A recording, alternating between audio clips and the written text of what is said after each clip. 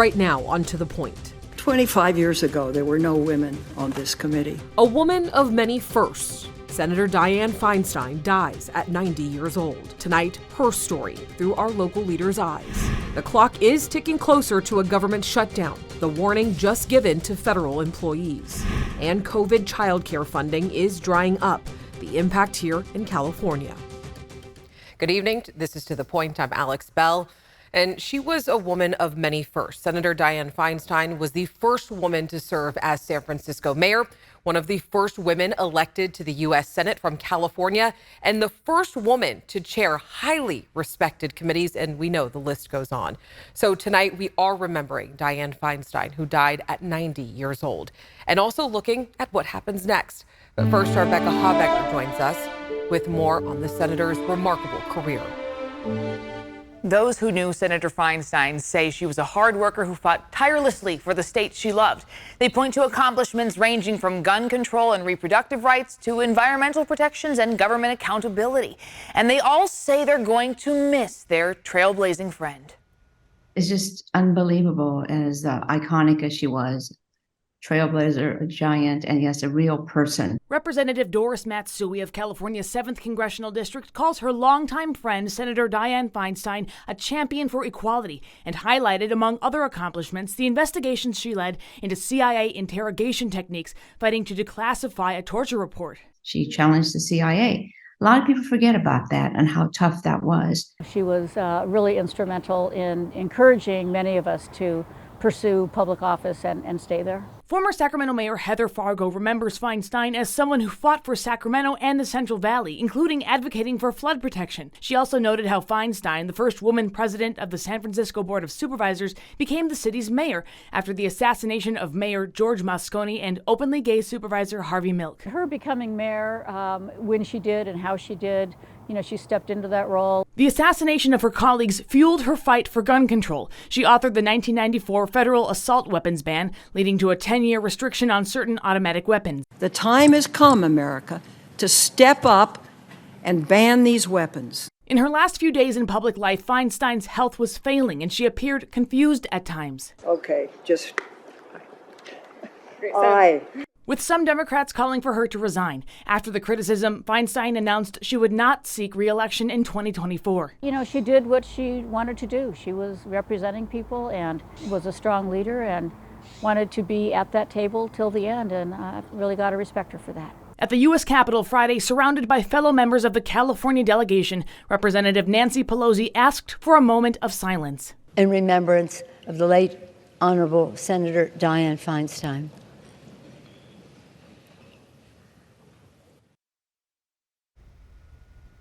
And Becca, we do know that California was the first state to have two female senators serving at the same time. Yeah, that was in 1993 as newly minted Senators Dianne Feinstein and Barbara Boxer took office. Now, normally the elections for a state's 2 Senate seats are not in the same year.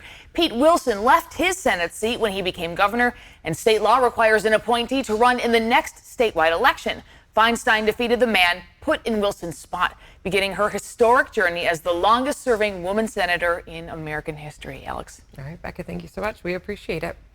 All right, and Governor Newsom will decide who fills Senator Feinstein's seat before next year's election. He has said that he would appoint a black woman. Among the 3 leading candidates for Feinstein's seat is Representative Barbara Lee, but Newsom says he won't choose her or any of the current candidates. Right now, it's not known who he will choose. And President Joe Biden worked with Senator Feinstein in the Senate for decades. He said she was one of the very best and had this to say before giving an armed forces farewell tribute. Before I begin, I want to say a brief word about Senator Dianne Feinstein, who passed away this morning. She was a historic figure, trailblazer for women, and a great friend. Dianne made her mark on everything from national security to the environment, to gun safety, to protecting civil liberties. The country's going to miss her dearly, and so will Jill and I. Flags at government buildings are now flying at half staff. Today, the Senate Majority Leader had this to say inside the U.S. Capitol. Today, we grieve.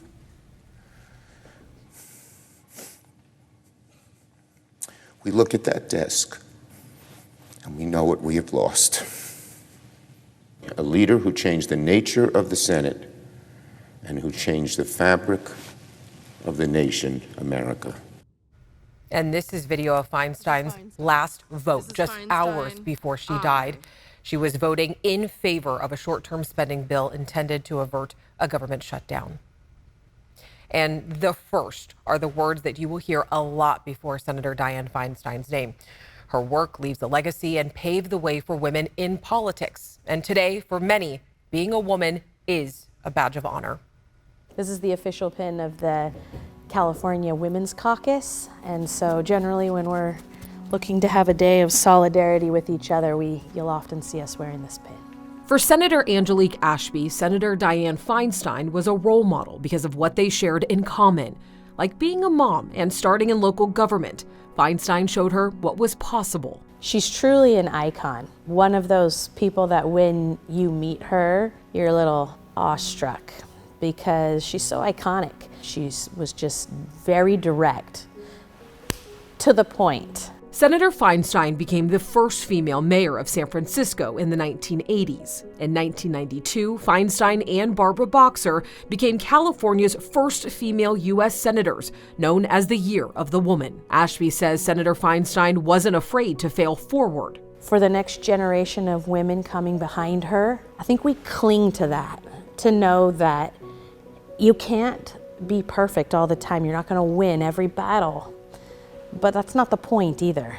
The point is to stay in the room and keep fighting for what you believe in. How confident are you of these estimates? Feinstein was the first woman to lead the Senate Intelligence Committee and oversaw the killing of Osama bin Laden and leaks about the NSA surveillance. She also served in the Senate Rules Committee. Ashby acknowledged the controversy around Feinstein's age and some calling on her to step down. People like me were offended by those dialogues because we never heard it around men.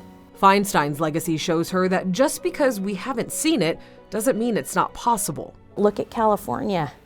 We produced the first 2 women to be in the U.S. Senate at the same time. We've produced the first female vice president of this country. And people like Dianne Feinstein, they changed the face in the history book, and it makes everything possible to know that you can do it too, that you are reflected in the leadership of this country.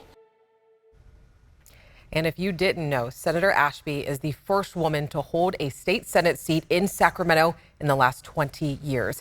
She ended our conversation by sharing that Senator Feinstein was really known for helping women in many industries lead the next generation. And with her gone, there is now a gap that needs to be filled. Next, on To the Point. The clock is ticking closer to a government shutdown. What's expected to shut down starting Sunday? Temperatures dropping as much as anywhere from 5 to 15 degrees throughout Northern California. The big impacts we're looking at moving into the weekend. Plus, COVID childcare is drying up, the impact in California. And later in the show, hitting the Backroads, the secret along Cache Creek.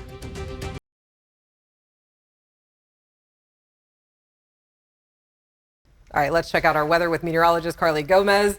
I have my jacket on standby. Yeah. It's a little cold outside right now. It dropped temperatures so fast today. It did. We hit 79 around lunchtime, 12:44 p.m. We're now in the 60s. I'm not mad at it. Yeah, I mean, it's nice to get that cool down, but it happened quickly.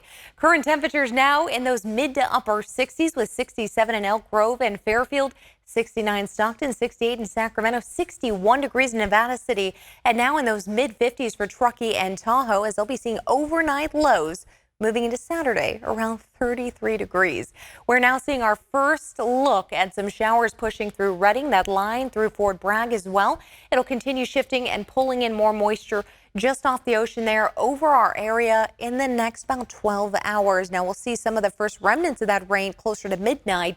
But taking a look at the wind speeds, they've really picked up 15 to 25 mile per hour winds from areas further north, Oroville, Marysville, all the way down through Stockton and Modesto. The strongest winds right now we're seeing around the Tracy Triangle for the valley spots.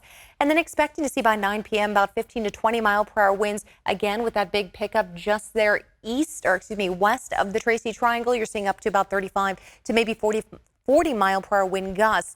Now, as we start moving into Sunday, everything light, but as you look at the coastal range, really seeing the strong wind gusts there coming in out of the north.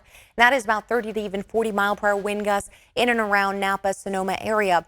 Into Monday, light to calmer winds. Now, we're looking at the rain coming in around 1 a.m. from areas just off 50 and 80 here all the way up toward Redding and really east of Redding, all the way up and down I-5 as we get closer to about 9 a.m. Saturday. Most of the rain, though, and the heavier rain remaining from Sacramento north, we're looking at as much as maybe a 1/10 to a 1/4 inch of rain. But areas really south Sacramento toward the Central Valleys only expecting as much or less than really a 1/10 of an inch of rain. The 10-day forecast brings temperatures back in the 70s Sunday, 80s turn 90s from Monday toward next Friday. Alex. All right, thanks, Carly. Next, on To the Point, preparations underway ahead of a possible government shutdown. And new information, an arsonist caught on camera.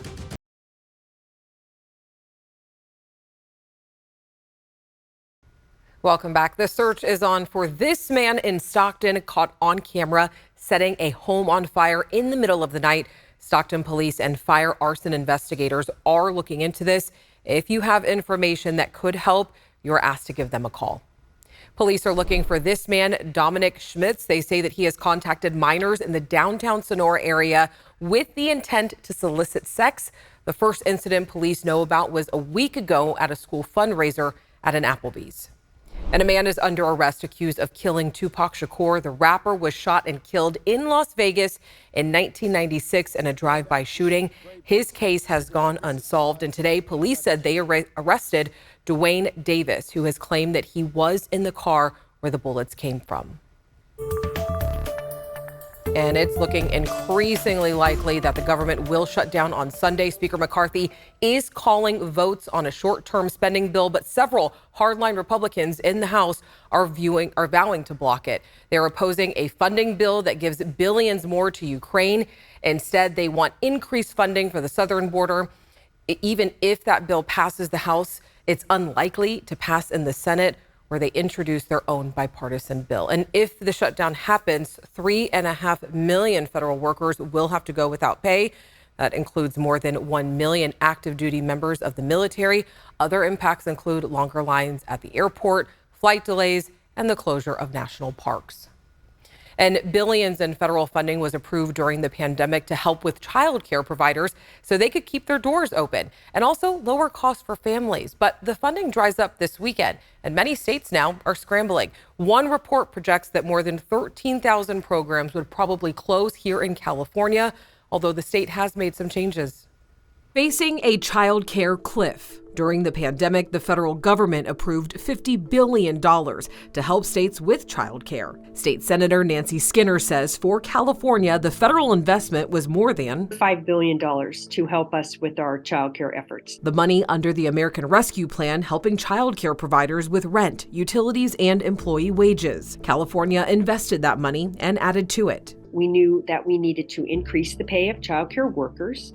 We need to increase the number of families who could receive support to cover their child care costs. State Senator Nancy Skinner says it also allowed the state to continue to reform family fees, keeping costs lower. We have either waived that fee entirely or we're subsidizing a portion of it. The cost of child care is on the rise. The average cost for one child is $15,000 a year. That's a 53% increase from a decade ago. In this country right now, childcare businesses are relying almost entirely on parent fees to cover those high costs. And in many places around the country are paying more than their mortgage or rent for childcare for an infant. One report found that childcare often costs more than a quarter of a household's income. When families don't have reliable childcare, they're more likely to be absent from work. They're less likely to be focused and as productive. So it is really beneficial for families to have high quality childcare, but it's equally beneficial for businesses. With California's budget, the California Union of Child Care Providers and Workers also established the first in the nation retirement benefits for child care workers. Senator Skinner says there's still more work to do, but California has made progress in the right direction. We took smart advantage of the federal money. And if you are looking for more information on childcare resources, there is a statewide number that people can call. That number is 1-800-KIDS-793. And every Friday, our John Bartell takes us on the Backroads. And tonight we are going rafting through one of California's newest national monuments. It's wet. It's wild. And it's one of the most exciting ways to experience Berryessa Snow Mountain National Monument. Surrounded by oak-studded hillsides and steep canyons is Cache Creek. It's not the only waterway rolling through the National Monument, but it is one of the most scenic, and if you want to see it, I suggest renting a raft from Mark and Brandy Burns, owner of Cache Canyon River Trips. Worked this river back in the early 90s to the 2000s. From there, we bought the company 4 years ago and just been loving it ever since. Berryessa Snow Mountain National Monument is one of the newest national monuments in California. It was designated by President Obama in 2016 in order to preserve the more than 330,000 acres of fragile wilderness. It's pretty out of the way up here, undeveloped, no utilities, no cell phone reception. It would be difficult to see the entire national monument in one visit. Roads are limited or undeveloped, and the monument's boundaries touch 7 different counties: Napa, Yolo, Solano, Lake, Colusa, Glen, and Mendocino. Cache Creek runs through the south center of the monument, allowing you to see a large majority of landscape, wildlife, and of course, the rapids. A 60-70% success rate going down it. 40% end up swimming it. Jokes aside, Cache Creek is a family-friendly place to float. The water's warm and it's perfect for first-time rafters. On the popular day trip, you'll encounter a series of Class 2 and Class 3 rapids, and for all you novice rafters out there, that basically means you will get wet.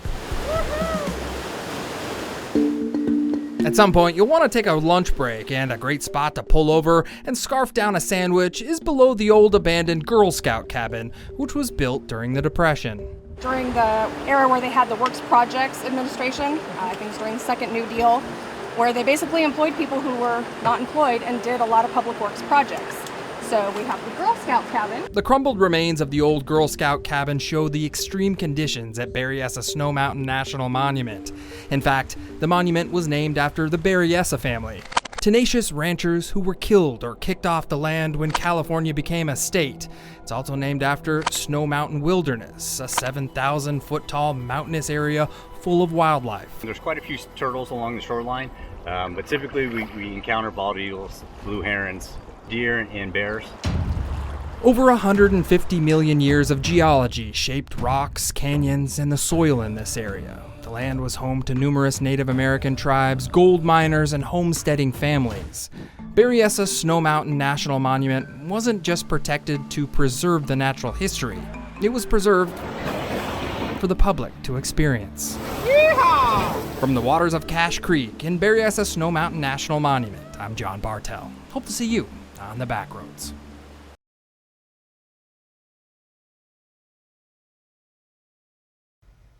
All right, ABC 10 is highlighting our Latin and Hispanic communities during National Hispanic Heritage Month. And tonight we speak with Mario about life in Argentina. If you don't know Spanish, you will want to read your screen. Mi nombre es Mario González, soy de Patagonia, Argentina, y vivo en Sacramento.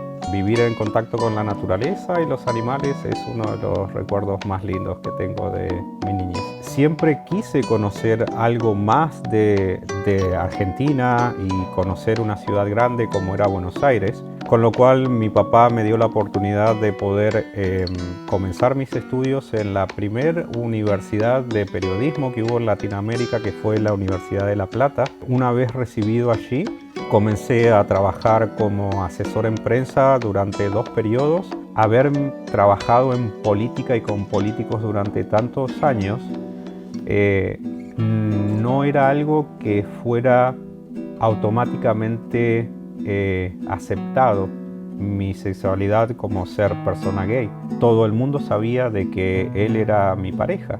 Entonces la aceptación creo que no la esperamos recibir, sino que la buscamos. Siempre se habla de los argentinos en general como si son unas personas que pueden llegar a ser arrogantes o creerse como que son mejores que el resto del mundo. Y en realidad la visión creo que está un poco sesgada. Gusta mencionar todas las virtudes que tiene nuestro país. Estoy orgulloso de ser argentino por formar parte de una comunidad que es solidaria y que básicamente siempre trata de sobreponerse a las adversidades. And Mario also shared that he's proud of Argentina for winning the World Cup last year. And before we go, a reminder that Monday Night Football airs right here on ABC 10 on Monday, followed by a special edition of the news. So To the Point will be back on Tuesday. Have a good night and a great weekend. I'll see you tomorrow.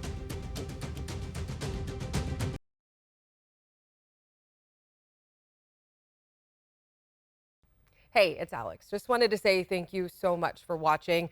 I really love hearing from everyone, and I hope that you'll stay in touch. Reach out to me on Facebook at AlexBellTV, or you can email me at tothepoint@abc10.com, or you can even send me a text message at 916-321-3310.